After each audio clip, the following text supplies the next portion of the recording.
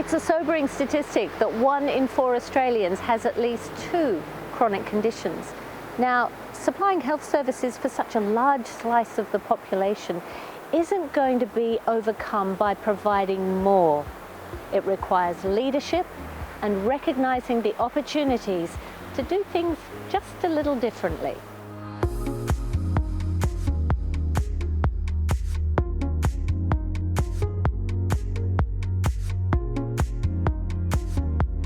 Hello and welcome to episode 3 of Health Leader TV. I'm Jo Pearson.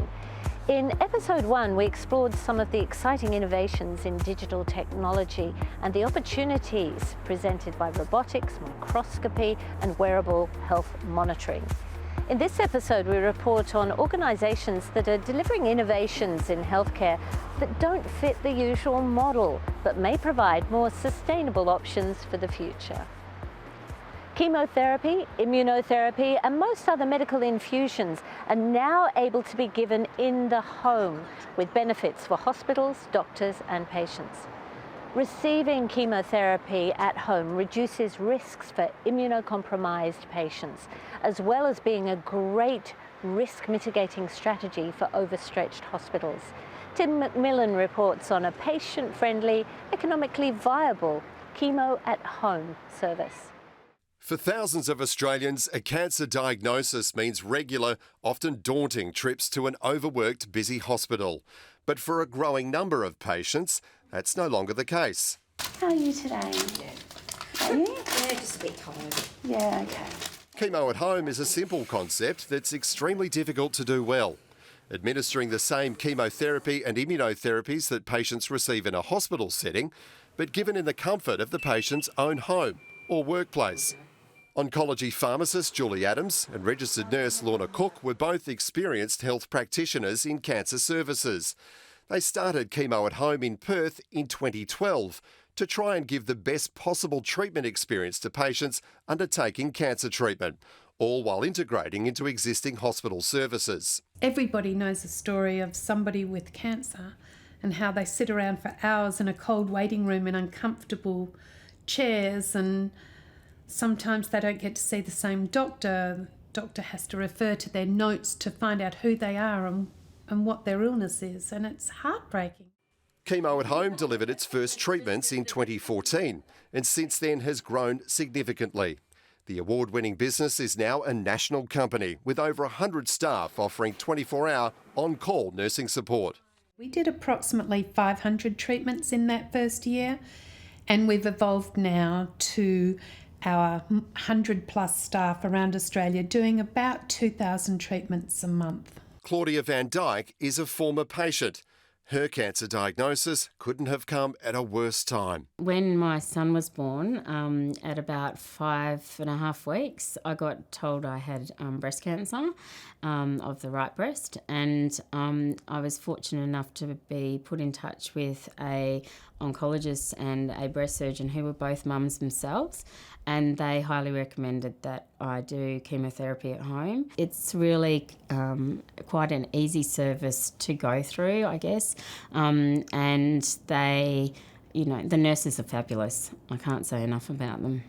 And for the nurses themselves, the ability to deliver more personalised care is a gift. We have a certain set of skills that we get to use with patients one-on-one, and we have knowledge that we can give to them. This is a very personal relationship, and it's a privilege to go into someone's home and to be able to treat them at their most vulnerable time.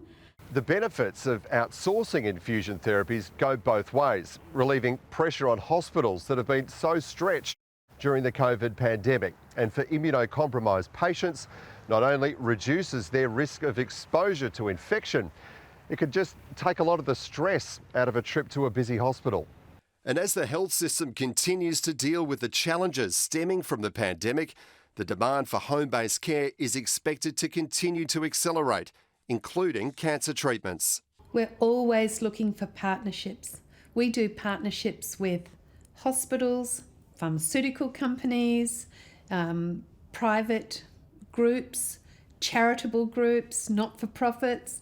So we're looking for more hospitals to engage with us for more partnerships, because Julie and I truly believe our purpose is to make chemotherapy at home available to anybody who wants it. To say chemo at home has been transformative for the lives of my patients is an understatement. There are people who I treat now, who get twice weekly intravenous treatments, 3 weeks out of 4 indefinitely. And I think they will do anything they can to never return to in-centre treatment administration. Despite its name, Chemo at Home isn't just for those being treated for cancer. They also offer infusion therapies for a range of other chronic illnesses as well, like multiple sclerosis, rheumatoid arthritis and Crohn's disease, allowing patients to spend more time where they'd much rather be. It was such a fabulous experience to have my baby with me and my partner with me at home, and my other family supporting me through that, because it was a really tough time.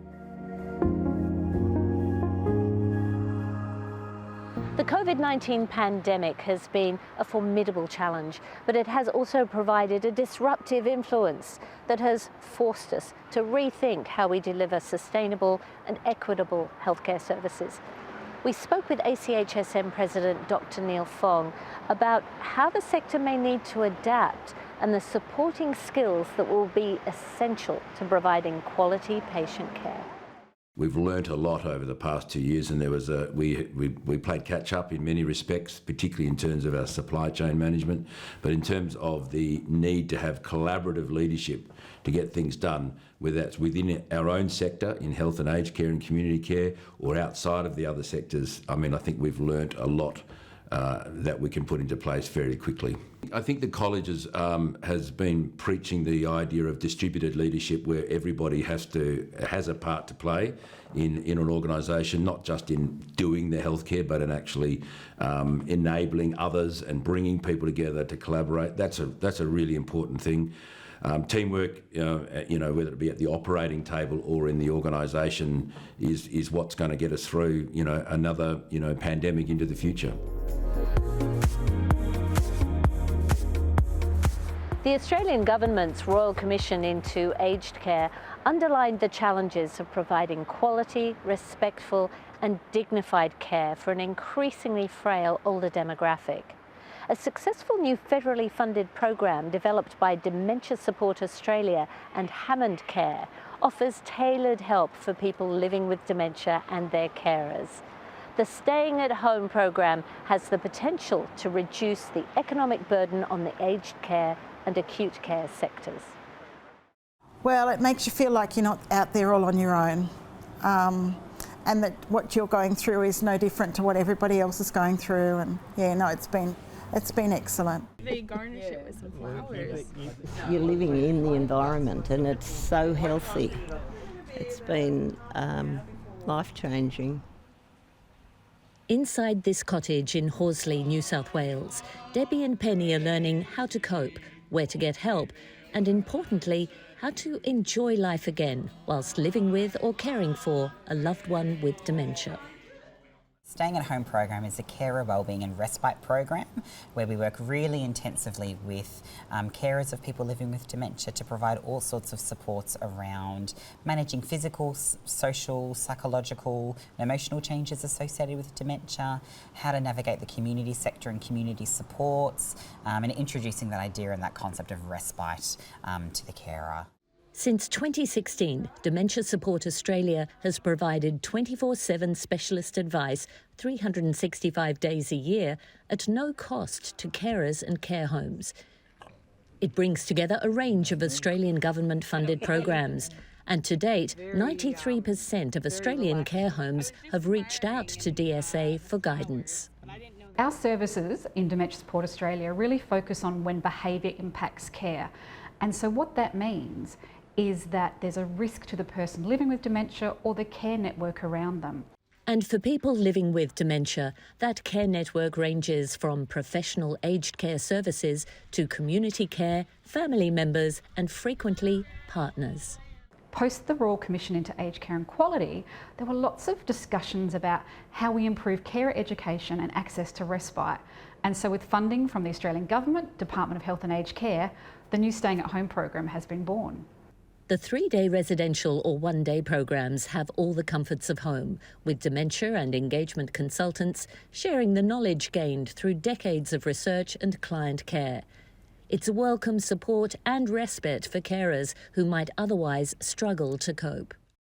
Currently, there are 1.6 million Australians caring for people living with dementia in this country. That's family, friends and paid carers. And with the incidence of dementia set to increase dramatically, that's going to put an incredible strain on both individuals and the health services sector.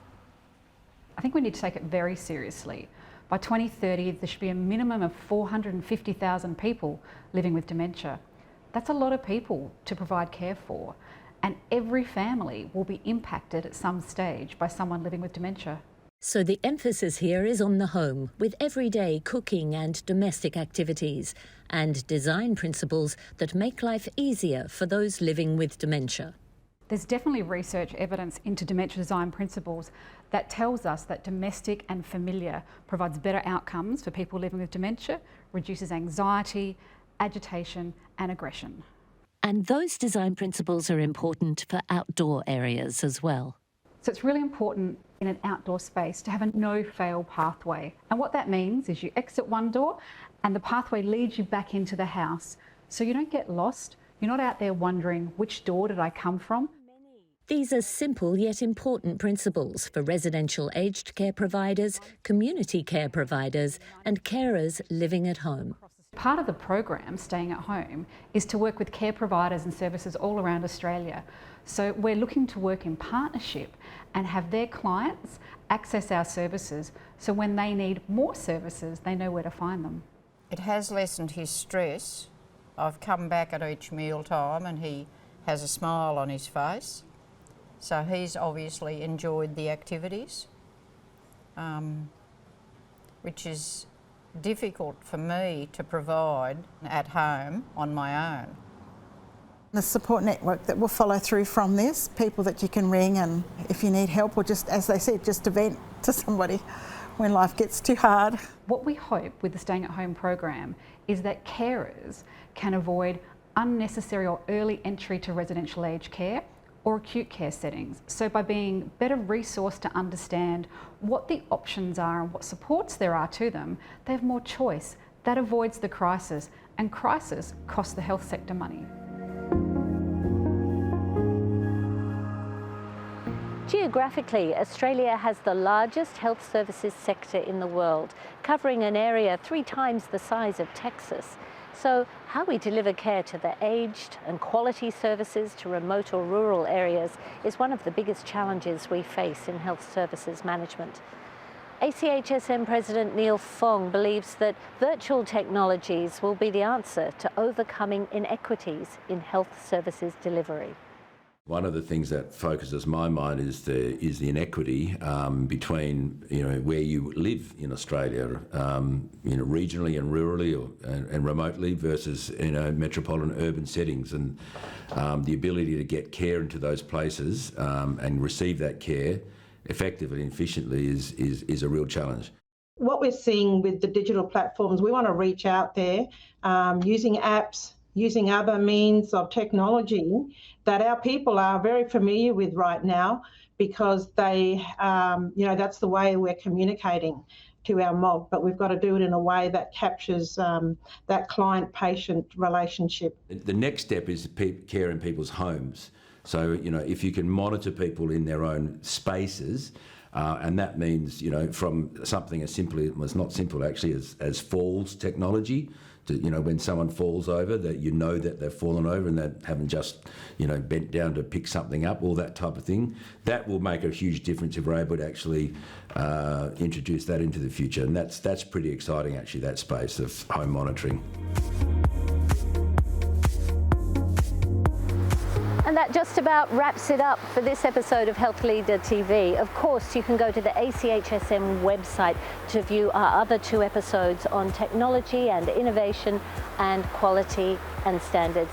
So until I see you again, take care and goodbye.